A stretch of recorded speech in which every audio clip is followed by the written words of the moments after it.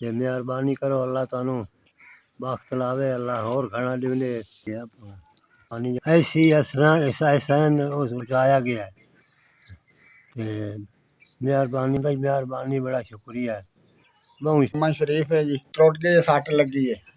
ते कारोबार हुण अगा करन वाला कोई नहीं घर बैठे हैं ते राशन दा कोई इंतजाम किया वने रोजे रखसा बच्चियां दे ते आप दे सारा कुछ मिल गया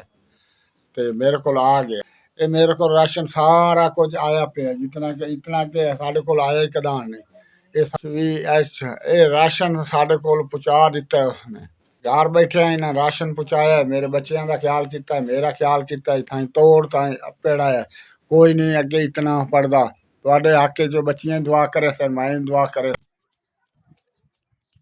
जी असी गरीब बंदे हैं मरद मेरा सादा मरीज है असी रोजी नहीं कमा सकने हैं निक्का जिहा बच्चा दिहाड़ी ते गला रोजा रखा के अस भी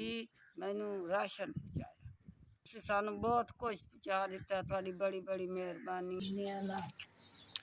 मेरे बच्चे रोजे रखने मेरे बच्चे का कोई खाना दाना दे मेरे बच्चे रोजे रखने में बीमार संभाली ने पाई ते मेरे बाला को रोशन पानी दे मेरे बच्चे रोजे रख राशन से खाना पीना पूछाया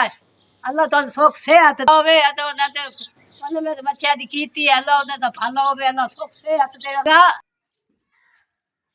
साडे नाल तावन करो अस सही बंदे आए पे आप दे खजाने सन जे हक तोड़ा साडा हक बनदा सन दी जेड़ा है मजबूरी है पे डाढ़ी काई नहीं कमावन वाला सही बंदे आए पे बीमार आए पे एसवीएसन राशन पहुँचाया है पूरी टीम का शुक्रिया दे अल्लाह ताला नानू सुख सेहत देवे इस तू अल्लाह ताला दुगना देवे